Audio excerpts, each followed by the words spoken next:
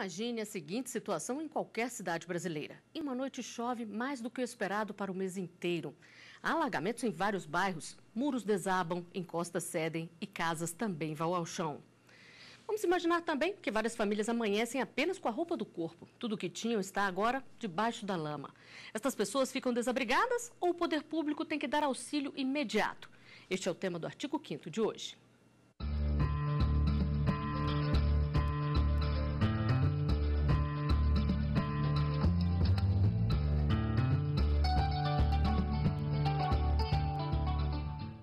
Quem está aqui para conversar sobre essa ajuda em casos de desastres é Gustavo Gaião, advogado de Direito Civil, e também Salomão Almeida Barbosa, professor de Direito Administrativo. Eu agradeço pela presença de vocês, mas antes de começar a conversa, vamos saber onde esse tema se encaixa no artigo 5º da Constituição. Pode mostrar aqui. Está lá no inciso 25.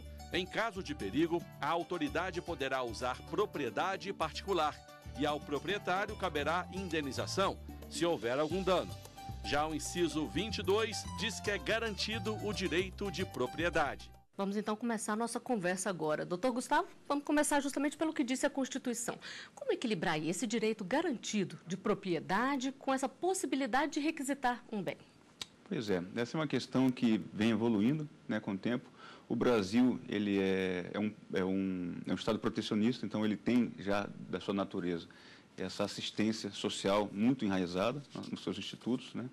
E a legislação prevê que, nesses casos, a legislação infraconstitucional, que nesses casos o Estado tem que auxiliar com questão de uma moradia provisória, se for o caso, ou pagamento de aluguel, né, para casos de desastres nos quais a comunidade, por questões que fogem à normalidade, né, venham a ser prejudicadas de alguma forma por eventos imprevisíveis, né?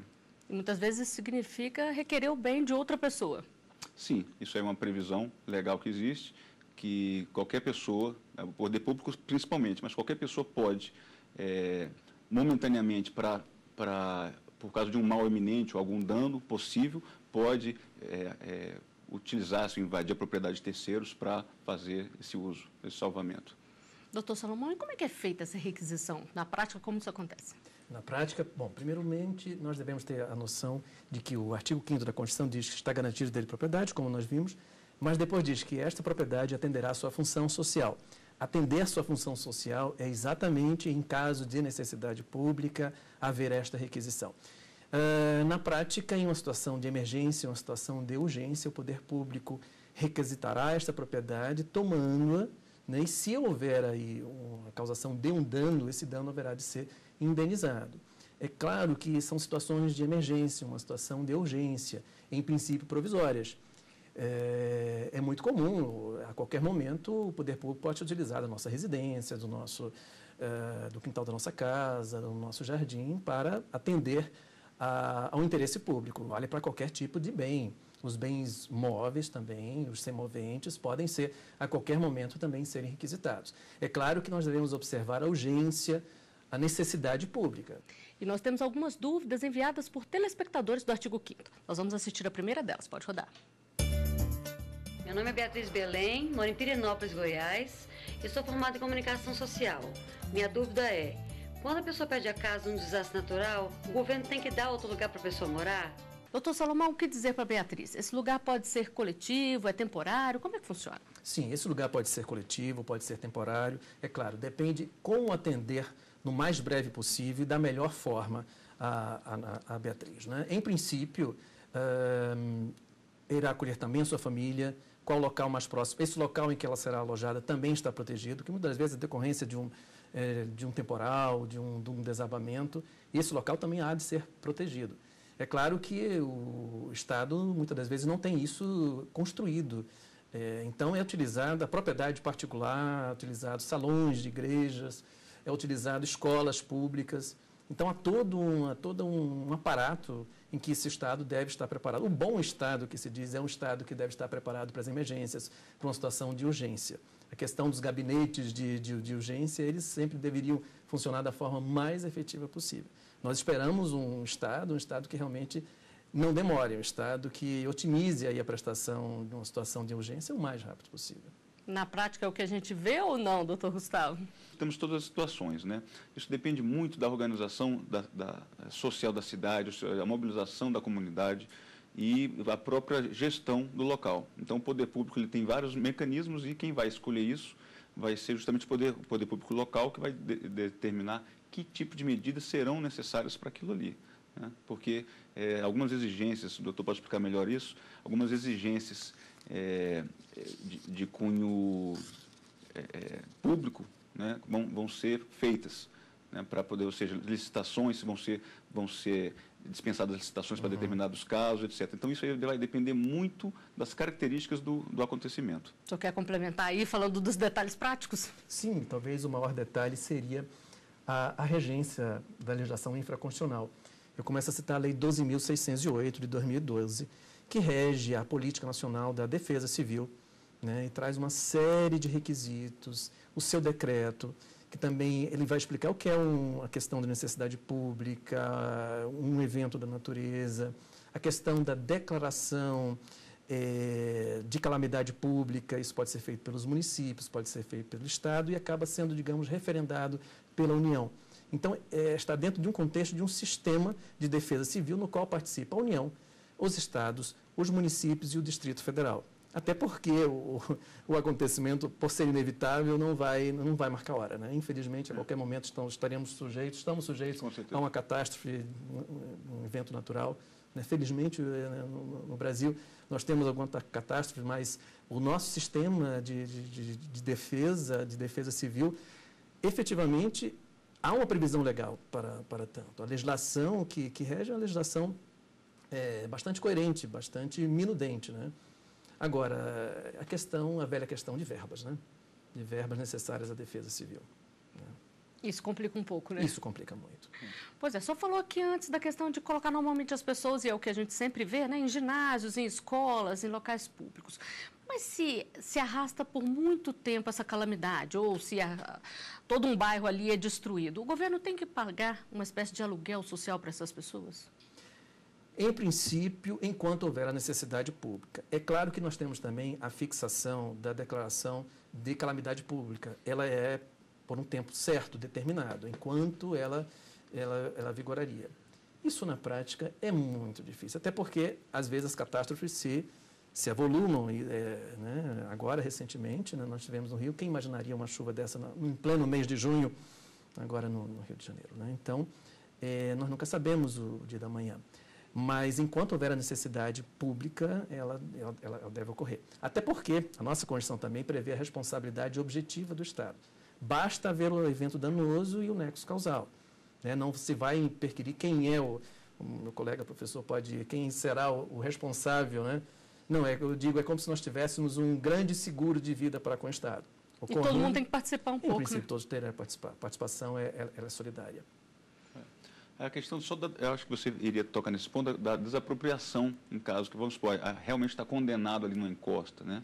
Então, isso é uma outra questão, né, doutor? Que aí sim tem toda uma tramitação para que essa desapropriação seja feita, e aí seria o caso de indenização, um caso clássico de indenização do Estado pela propriedade que foi retirada dela. Desapropriação por interesse social ou por necessidade pública, até porque o Estado deve velar pela incolumidade física dos seus cidadãos. Então, ele não deveria também permitir que eles voltem, né, a morar no local.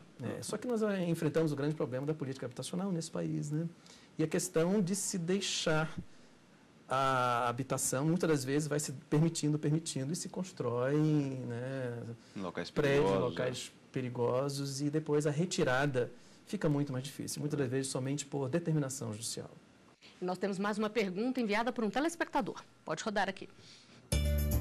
Meu nome é Claudir Afonso Costa, sou servidor público, moro em Anápolis. Eu gostaria de saber que tipo de assistência o governo é obrigado a disponibilizar a pessoas que perderam tudo por causa de desastres naturais.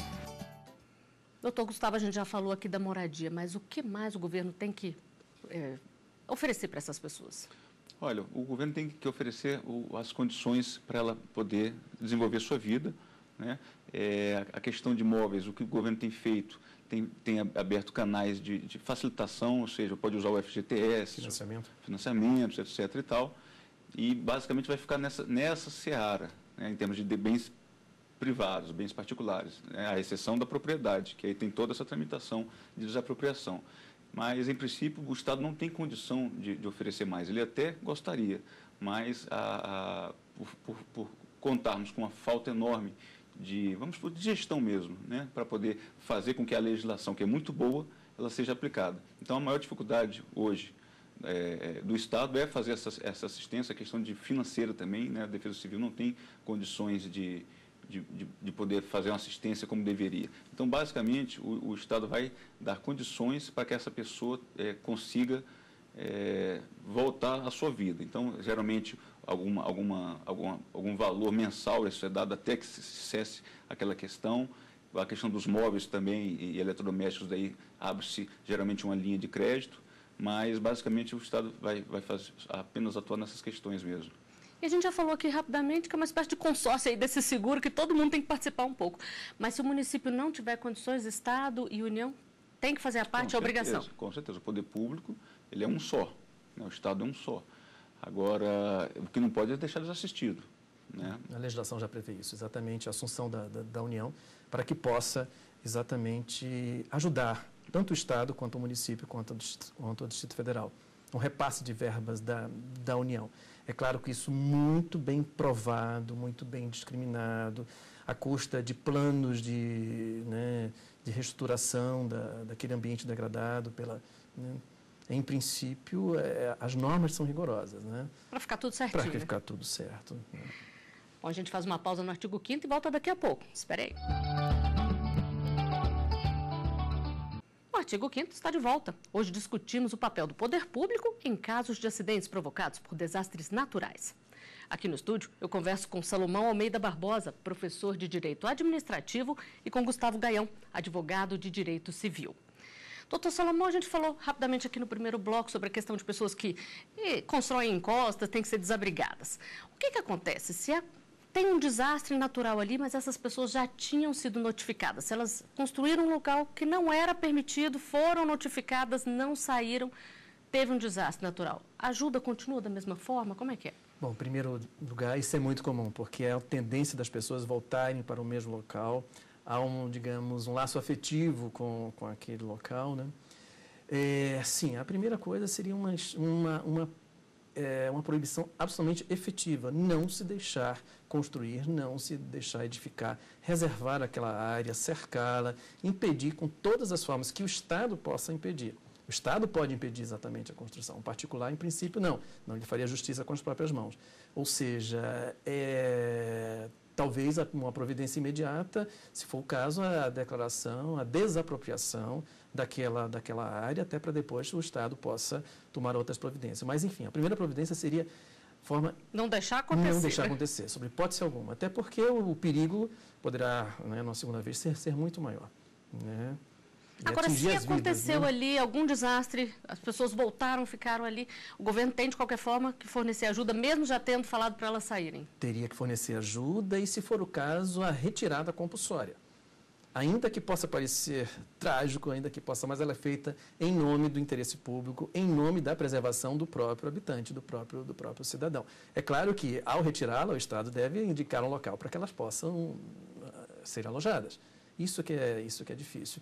E a permanência disso, até que ponto, né, professor? Porque essa escolha não será de imediato, né? A escolha da nova propriedade. Né? Muitas das vezes é uma recusa e a indenização... Na maioria das vezes, né? Muitas das vezes o professor sabe que a indenização sempre será, muitas das vezes, aquém do valor do imóvel. Do imóvel, exatamente. E, doutor Salomão, uma coisa que também podemos destacar é a questão, você bem colocou, quando a pessoa volta, ou seja, o Estado esteve ali, fez o papel dele, né, preventivo, falou, olha, vocês têm que se retirar daqui, não podem mais construir, e a pessoa insiste e vai além. Então, o Estado continua com a obrigação dele, como bem colocou o doutor Salomão, mas ele vai se eximir da responsabilidade civil caso aquele desastre, ele poderia ter alguma culpa naquilo ali, ou seja, deixou de fazer alguma obra de saneamento, alguma coisa que alagou, etc. e tal. Ou até deixou de fiscalizar e retirar as pessoas, né? Isso. Então, essa parte de responsabilidade civil do Estado, ele estaria isento disso aí. Por quê? Porque ele fez o papel dele. Até porque a responsabilidade extracontratual do Estado, ela é objetiva na modalidade do risco administrativo. Não é integral, exatamente o que o professor falou. Ela pode, a sua indenização, até mesmo a sua total atenuação, a sua não indenização poderá ocorrer por culpa concorrente da vítima ou por um evento até mesmo da natureza, caso fortuito ou força maior. Exatamente nesse contexto. Ela não é integral. Nós temos um grande seguro para com o Estado, mas esse seguro, digamos, não seria integral. Muitas das vezes o Estado toma as providências, desobstrui um bueiro numa via pública e há uma chuva tão grande, tão torrencial, que de qualquer jeito você fica com seu carro alagado na rua. Outras vezes não, ele não foi diligente, não desobstruiu o bueiro, e aí você fica com o carro da mesma forma. Então, são duas situações distintas. É claro que muitas vezes vai depender da prova, de uma perícia. Mas pode recorrer ao Estado, num caso como esse? Sim, claro, pode recorrer, pode tentar uma indenização. Agora, voltando aqui a essas pessoas que normalmente encostam. A gente vê muitas vezes em imagens a Defesa Civil ali tentando retirar a família de uma casa que muitas vezes está pendurada ali, que a gente vê que aquilo vai cair, a família se recusa. Qual é o poder da Defesa Civil? Ele pode retirar a força poder mesmo? De polícia, sim. Ela tem total poder de polícia para fazer a retirada, né, compulsória, utilizar a polícia mesmo, se for o caso. O uso da força, né? Tudo essa pelo bem da família ali, né? E esse aí é lamentável isso, né? Isso que ocorre numa situação dessa. Agora, muitas das vezes o Estado permitiu que essa situação chegasse a esse ponto. E nesse caso pode ser responsabilizado, né? Se o Estado não fez nada para tirar. Sim, sim. Sempre pode, né? Sempre vai poder. Bom, nós temos mais um vídeo para mostrar para vocês. Vamos saber qual é a dúvida. Pode rodar aqui. Meu nome é Romeu Alves, falo de Brasília e sou comerciário. Gostaria de saber por quanto tempo o governo tem a obrigação de prestar assistência a vítimas de desastres. Doutor Salomão. Meu caro Romeu, enquanto durar a necessidade pública. É claro que uma coisa que nós deveremos ter em mente é o tempo de declaração de calamidade pública, determinado pelo Estado, determinado pelo município, pelo Distrito Federal ou referendado pela União. Aqui no Distrito Federal, né, todo e qualquer regulamento da nossa Lei de Defesa Civil dos estados e municípios é aplicado ao Distrito Federal também. Agora, a gente vê que em muitos casos, por exemplo, a calamidade é tão grande que se faz uma campanha nacional, as pessoas começam a enviar doações. Quem é que fiscaliza se isso está tudo sendo corretamente dado a quem necessita, até mesmo se a verba pública está sendo aplicada? Olha, a Defesa Civil, né, e as associações ou ONGs que ficam em parceria, né, com a Defesa Civil, mas é a Defesa Civil, poder público. E se é desviado ali, doutor Salomão, qual é a responsabilidade? Se desviado, aí nós temos a função muito importante dos tribunais de conta, das corregedorias, do sistema de controle interno do Poder Executivo, né? Até porque a liberação desta verba foi condicionada ao implemento de uma série de obrigações previstas no decreto, prevista no repasse. Se elas não forem cumpridas, são verbas, em princípio, federais, repassadas da União para os estados, municípios e do Distrito Federal. Então, né, os tribunais de contas, os sistemas de controle interno sempre serão atuantes, as corregedorias, né, sob pena, inclusive, desses estados, numa outra situação. Claro, não porque não irão receber por necessidade, mas eles deveriam prestar contas, né, do que já recebeu e que não aplicou. E a pessoa que é responsável pelo desvio, ela pode ser punida também civilmente, criminalmente, sim, né, doutor Gustavo? Com certeza, certamente. Né? São verbas vinculadas, como bem disse o professor, e qualquer desvio de finalidade, quem responde é o gestor. A responsabilidade administrativa, até mesmo casos de improbidade administrativa do agente público, se for um agente público, né? A questão também da responsabilidade criminal, né? E uma possível também responsabilidade civil, e também, claro, sempre tudo observado aí, aquele jargão, devido processo legal, ampla defesa e o contraditório, que a nossa Constituição garante. Bom, vamos à última pergunta enviada para nós, veio do Espírito Santo, pode rodar. Meu nome é Jaqueline Reis, sou de Cariacica, no Espírito Santo, profissão designer de interiores. A minha pergunta é: o governo federal é obrigado a prestar ajuda financeira e material ao município afetado pelo desastre? Doutor Gustavo, a gente está falando até agora das pessoas, mas e o município também? Ele tem que receber ajuda também do governo federal? Sim, claro. Sim, ele requerendo, dizendo que não tem condições, quem tem que prover isso é o Estado. E mais do que isso, doutor Salomão, o governo federal é obrigado a enviar, por exemplo, equipes de resgate ou manter no local para ajudar no socorro imediato a essas vítimas? Sim, as equipes de resgate, a utilização das Forças Armadas, a utilização do sistema de defesa civil. A legislação, né, ela é permissiva em relação a essa utilização, até porque, muitas das vezes, é a União com as suas Forças Armadas que tem melhores condições de efetuar o transporte, o uso de equipamento do Exército, da Marinha, da Aeronáutica, a chegada a locais que são, às vezes, inacessíveis, até por força do próprio desastre natural, né? E você? Acha que o governo tem obrigação de dar assistência a pessoas que perderam tudo em um desastre natural? Fizemos esta pergunta nas ruas. Vamos saber quais são as respostas.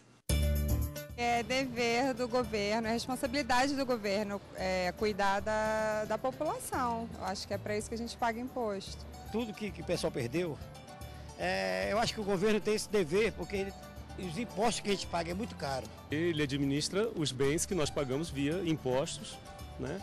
Via nosso trabalho, então o governo tem que arcar com isso, sim, claro. Doutor Gustavo, a gente viu aí que as pessoas relacionam muito a questão do pagamento de imposto à ajuda que tem que vir do governo. É isso mesmo? Não, é um equívoco, né? Não existe essa previsão, não, né? Não. Uma coisa é o seguinte, a política pública, ela é permanente, né? E os impostos, eles servem para fazer com que o Estado possa atuar nas diversas facetas, né? Mas uma coisa não tem vinculação com a outra. Não é porque é arrecadado muito dinheiro ou a mais do que deveria que o Estado tem essa obrigação. A obrigação é decorrente de lei e de política pública. É porque o legislador quis assim, né? O Estado brasileiro funciona dessa forma. Mas não é porque paga muito imposto. É porque tem que ser mesmo. Não, é porque o Estado se formou com essa natureza, entendeu? Mas não, ou seja, decorre de lei, mas não é porque paga muito imposto. Não existe essa relação, não. Agora, doutor Salomão, a gente está falando aqui de desastres naturais, mas acontecem também desastres provocados, por exemplo, por uma obra do governo. Estão abrindo um túnel para construir um metrô, para fazer alguma outra obra de necessidade e pode haver aí uma queda de terras, paredes trincarem nas casas. Nesse caso, a responsabilidade é maior? Como é que funciona? Sim, é maior, eu diria eu, é o típico caso da responsabilidade extracontratual do Estado. No nosso país, todo aquele que causa dano a outrem há de reparar. Claro, se esse causador do dano for o Estado, até porque se presume que o Estado, ao realizar uma obra pública, ele deve tomar todas as medidas necessárias de proteção, etc. Até porque foi precedido, em princípio, de licitação, né? Então, presume-se que tudo está sendo fiscalizado, você tem um gestor do contrato, você tem todo um aparato que o Estado tem, que talvez, muitas vezes, o particular não tenha. Eu sempre digo, se nós deixamos que um pintor na nossa casa pinte de qualquer jeito, o problema é nosso. Agora, se ocorre uma obra, se isso ocorre em uma escola pública, em um ambiente público, em uma praça, o problema é de todos nós, né? Qualquer defeito, qualquer ocorrência aí, não vai atingir apenas o particular, mas vai atingir toda a comunidade, né? Tem que fiscalizar, né? Tem que fiscalizar, sempre. Exatamente, é essa noção que o cidadão tem que ter. Tá? Paga muito imposto? Paga-se muito imposto. Mas qual é a contrapartida do cidadão com relação àquele dinheiro que ele está sendo aplicado? Então, se o dinheiro é mal aplicado, é porque está sendo mal observado, seja pelos tribunais de contas, pelos órgãos de controle, Ministério Público ou pela própria comunidade. Então, é importantíssimo, é imprescindível que a comunidade se organize para saber se essas dotações estão indo corretamente, para poder auxiliar os gestores. Então, é todo um sistema coligado. Até a lei, essa lei 12.608 da Defesa Civil, prevê lá que exatamente a Defesa Civil, né, o meio ambiente sustentável deve ser objeto de disciplina no ensino médio. Né? Para já ensinar todo mundo a ficar de olho. Todos nós tenhamos essa consciência. E como o professor falou, o Estado deve estar preparado para poder agir numa situação de urgência e necessidade pública. Né? Bom, A gente tem muito mais para conversar, mas infelizmente o nosso tempo acabou. O artigo 5º de hoje fica por aqui. Doutor Gustavo, doutor Salomão, muito obrigada pela presença aqui conosco. E eu agradeço também a você que nos acompanhou. Reveja nosso programa pelo site tvjustiça.jus.br. Você também pode enviar uma sugestão de assunto a ser discutido aqui. Nosso e-mail é artigo5@stf.jus.br. Até o próximo programa. Aqui tem Cidadania.